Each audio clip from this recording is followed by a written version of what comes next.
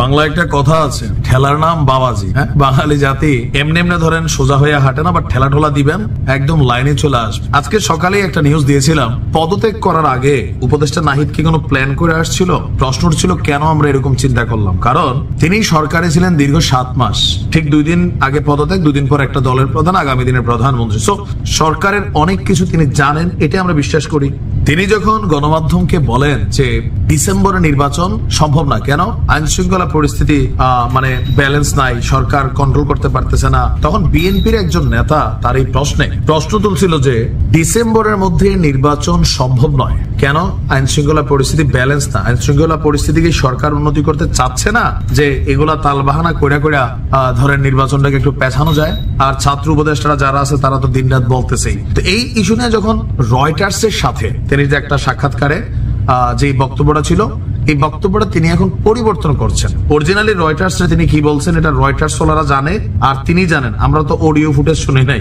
এখন তিনি বলছেন ডিসেম্বরের মধ্যে নির্বাচন সম্ভব নয়। লন্ডন ভিত্তিক যে আন্তর্জাতিক সংস্থা রয়টার্স কে নাকি তিনি এইভাবে বলেন নাই। তো তিনি কিভাবে বলছেন, এই বক্তব্য নিয়ে যখন সমালোচনা হয়েছে আজকে বিকালে জাতীয় নাগরিক কমিটির কার্যালয়ে একটা সংবাদ সম্মেলনে, তিনি বলছেন যে আমি ডিসেম্বরের মধ্যে নির্বাচন সম্ভব নয় এভাবে বলিনি। কিভাবে বলছেন? বলছি পুলিশ যে নাজুক অবস্থায় আছে সেই অবস্থা থেকে নির্বাচন সম্ভব না। প্রশ্ন হচ্ছে পুলিশের উপর যারা হাত তুলতেছে আপনার সরকার, তাদের বিরুদ্ধে কি ব্যবস্থা নিচ্ছে? 2-4টা রেখে লটকাই দিছে, শুট করে দিছে, কেন দেয় নাই? পুলিশে ভাই অটোওয়ালা থাপড়ায়, রিক্সার মধ্যে বাইন্দা হ্যাসরায়া লয়া যায়, বেডিরা স্যান্ডেল খুললা মাইর দেয়, টোকাই লিগ টোকাই সন্ত্রাসীরা মানে মব জাস্টিস করে, পাবলিক দ্বারা গণধোলাই দেয়, হেল্পারে নাই বা মারে। তো এই পুলিশকে আমরা দেখছি ইউনূসের সরকারে যে পুলিশের নমুনা, আর 2-4টা শুট করে ফালাই দেবে না।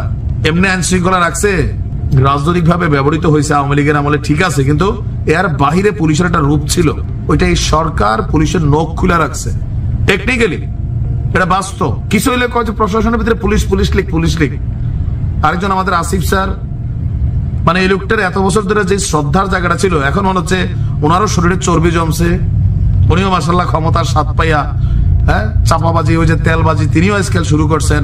মানে উনি আছেন, ওই যে একটা ভিডিও ছিল না, আমি যদি একবার আমি যদি, মানে মনে হয়েছে এখন আগাগোড়া ওনারা যে কি মনে হয় ভাই আর বললাম না।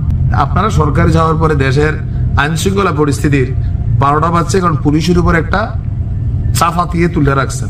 কিছুতে কিছু হলে চাকরি নাই, কল্লাগাড়া ফালেদের গ্রেপ্তার করেন, তো পুলিশ কি করবে? এখন এটার ফায়দা তো আপনারাই পাচ্ছেন, তাই না? এটা নিয়ে তো সমালোচনা ছিল।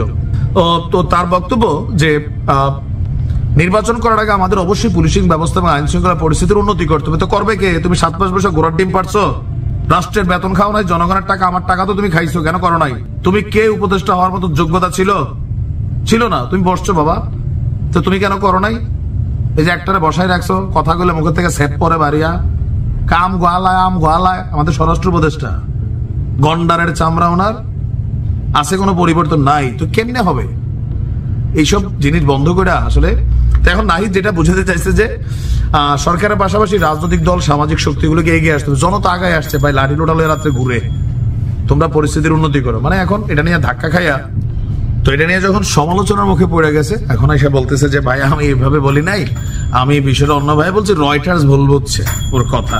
তোমরা খালি মানুষ ভুলই বোঝে বাবা, এগুলো বাদ দিয়া নির্বাচনের দিকে রাষ্ট্রকে ধাবিত করো। তোমার বন্ধুরা আছে সরকারে, ওদেরকে বলো যে পরিস্থিতি কন্ট্রোল করতে। শুধু ডেবিল খুঁজতেছে আওয়ামী লীগের, এর বাহিরে কত ডেবিল এখন তো দেখা যাচ্ছে তোমাদের দলেও আছে, এদেরকেও গ্রেপ্তার করাও।